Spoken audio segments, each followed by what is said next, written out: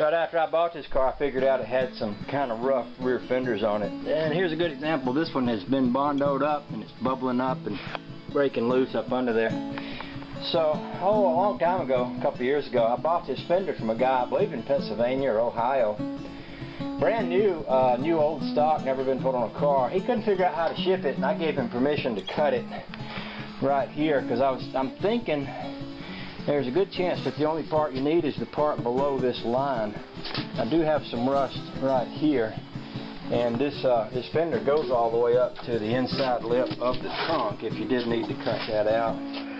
But I figured with this metal here, you can use as much or as little as you want of it and replace, you know, that. And if it does turn out when you grind this that you've got good metal right to this ridge line, it would work pretty easy just to cut it on the bottom side of this line, match that new piece to that. That way, whatever line you create by welding in the new piece will be hidden down under that kind of highlight right there. So that'll work out good. And I don't know if this could just be, you know, ground out and repainted, or, you know, if you did have to replace it, you could easily cut a piece out of that. Anyway, I'm going to throw these body panels in the back. Interestingly enough, one of them's rusted just from sitting up here. I do live in Maine, and things do rust here. I had them sitting up on the shelf there for, I guess about 4 years now.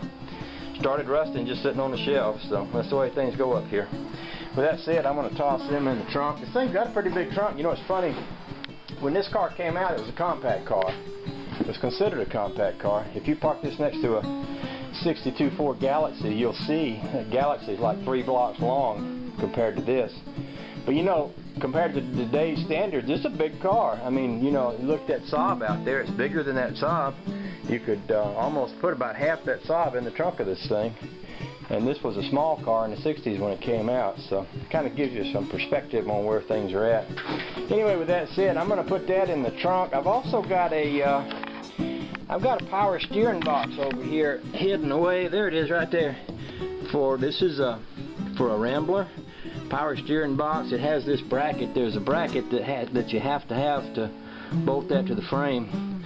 This was an expensive piece of merchandise, but I found one and acquired it.